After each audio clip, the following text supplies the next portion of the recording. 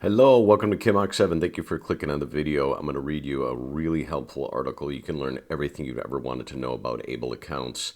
I am an ABLE account owner myself for my son who has autism. His name is Jace.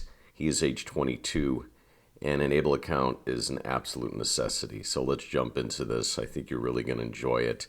And this video is brought to you in partnership with Simple Spectrum Autism Supplements. There's a link below if you'd like to purchase, as well as Autism Probiotics by my friends at Aspire Nutrition.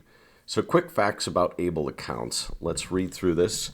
This is brought to you by my friends at Planning Across the Spectrum. You can go to planningacrossthespectrum.com. So I'm going to read through this for you. Sit back and listen. I think you'll learn a lot. There are many immediate concerns when it comes to the care of a child or person with special needs. But parents or caregivers of special needs children must also think about planning for the future as well. One of the most talked about topics within special needs advocacy support groups at present is the opening of an ABLE account. How is it done? Why is it done? Do I even qualify? How do I open an account in Connecticut or anywhere across the United States? This company is based in Connecticut. There are many questions regarding ABLE accounts, also known as 529A accounts, with simple, easy to follow answers below. So let's run through this. What is an ABLE account? You may have heard another parent say in passing, I opened an ABLE account. You should think about it too, but what exactly does this mean? The ABLE account 529A was created in 2014 by the Achieving a Better Life Experience Act. Its main purpose is to allow families and caregivers of those with special needs and disabled individuals to save and invest funds for the care of the disabled family member without harming eligibility for programs needed for immediate care such as Social Security benefits, Medicaid, Medicare, and other state and federal programs that are income-based. How do I qualify for an ABLE account?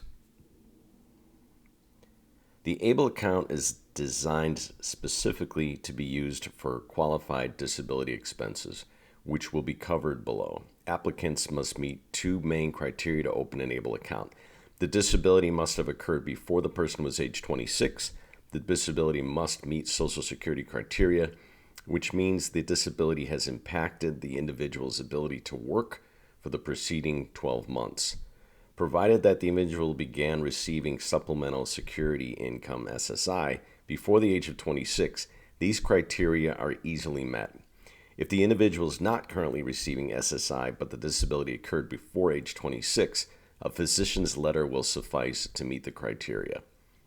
Also of note, if an individual is unable to manage the account on their own, an authorized legal representative can open and manage the account on their behalf. This could be a power of attorney, conservator of estate, or an authorized family member.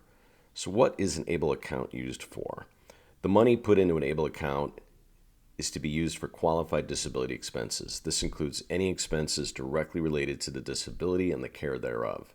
Some examples of qualified disability expenses include transportation, education, legal fees, basic living expenses, housing, financial management, expenses for ABLE account monitoring oversight, health needs, prevention and wellness, assistive technology and related services, employment training and support, personal supports, funeral and burial expenses. This is not an inclusive list, and other needs that may and certainly can qualify as qualified disability expenses. A compelling benefit regarding ABLE accounts is their tax-exempt status. If you were to save money directly for your loved one with special needs, such as in savings account, or IRS considers that money to be income and therefore taxable, the saved funds can also threaten eligibility for needed programs such as SSI, Medicaid, and Medicare.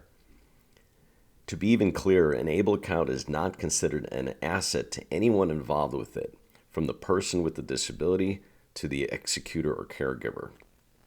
However, it is important to note that ABLE accounts with a balance of $100,000 or higher are considered income from a supplemental security income SSI standpoint and can threaten eligibility. Also, under a new law Any remaining balance in the ABLE account must be used to repay the state for Medicaid-assisted costs after the beneficiary's death. So why should I open an ABLE account? There's one key reason when asking why.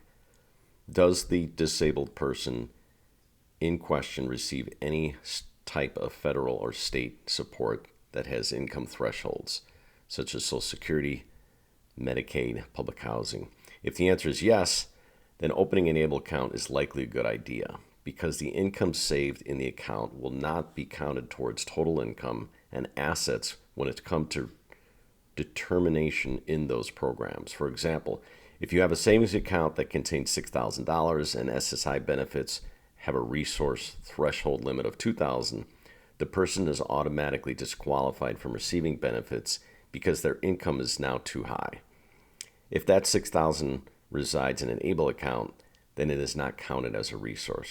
Remember, it is also tax exempt. ABLE accounts are also eligible for a saver's credit on tax returns, which is up to $1,000 per year. This credit applies to disabled individuals who earn their own income and save it within an ABLE account. If money is in a UGMA, UTMA, or traditional 529 and might be eligible for benefits, an ABLE account can be an alternative and or complement a special needs trust to qualify the child before they turn 18. There are also benefits for those who are part of HUD. As of May 2019, HUD will exclude amounts in the individual's ABLE account pursuant to section, et cetera.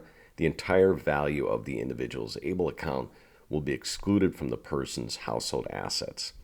This means that any balance that is in the individual's ABLE account will not be counted as income for HUD purposes. So there are many places you can open an ABLE account. This is certainly a company you can contact, planningacrossthespectrum.com. Their phone number is below here. They're in Connecticut. They may be able to help you in your state. When possible, open the ABLE account with a child. Open one yourself as a young adult, or have someone guide you if it is a good way to learn about money, saving, investing for the future. If you need detailed information about how to open an ABLE account as a resident of Connecticut, contact them for more information. Different states have different characteristics and fees. Some states offer tax deductions. Most ABLE accounts come with a debit card, but also associated fees. There are also monthly maintenance fees and investment options fees taken into the account. To find the ABLE account that best suits your needs, this company can certainly help. I hope you found this video helpful. If you did, please like, please share. I'm going to have more articles. If you would like me to do a voiceover for your website, feel free to contact me at kimmock@comcast.net. This has been Kimmock7 Autism Blog. Hope you and your family are doing very well, and definitely look into the ABLE account. It is very smart money and will only help in the future. Much love to you and your family. Thank you for watching.